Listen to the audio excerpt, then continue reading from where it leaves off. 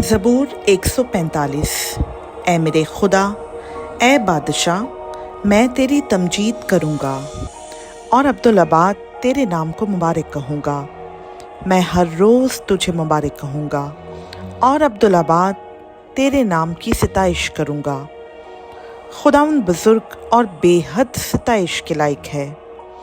उसकी बुज़ुर्गी इदराक से बाहर है।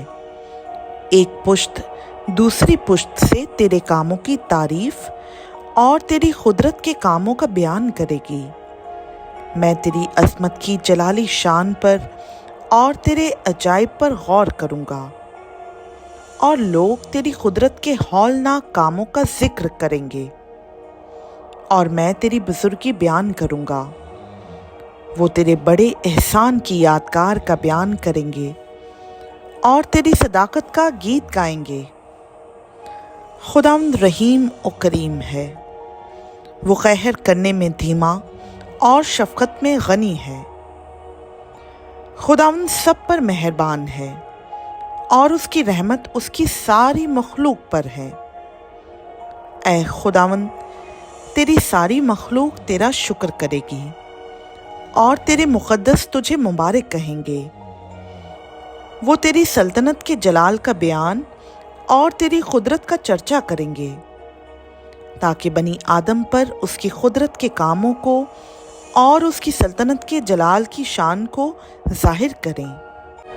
तेरी सल्तनत अब्दी सल्तनत है और तेरी हुकूमत पुश्त दर पुश्त। खुदावंद गिरते हुए को संभालता और झुके हुए को उठा खड़ा करता है। सबकी आंखें तुझ पर लगी हैं। तू उनको वक्त पर उनकी खुराक देता है। तू अपनी मुट्ठी खोलता है और हर जानदार की ख्वाहिश पूरी करता है। खुदावंद अपनी सब राहों में सादिक और अपने सब कामों में रहीम है। खुदावंद उन सब के करीब है जो उससे दुआ करते हैं, यानी उन सब के जो सच्चाई से दुआ करते हैं।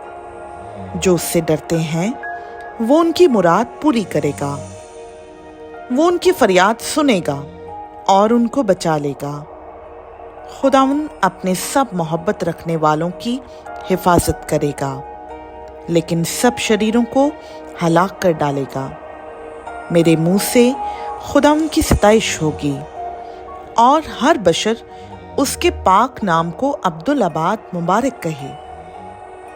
खुदावंद का पाक कलाम का पढ़ा, सुना, समझा और कबूल किया जाना हम सबों के लिए बाइस बरकत हो। आमीन।